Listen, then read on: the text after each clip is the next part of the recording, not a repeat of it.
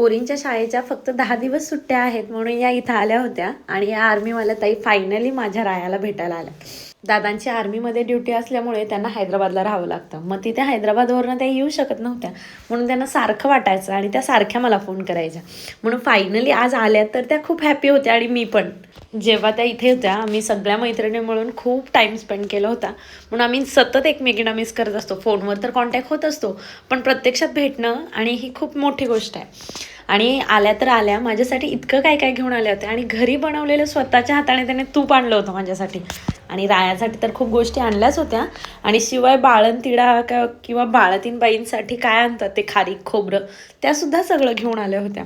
आजच्या काळात असं साधं सुद्धा आणि ओरिजिनल प्रेम करणारी खूप कमी लोक असतात आणि त्यातलीच एक माझी ही मैत्रीण.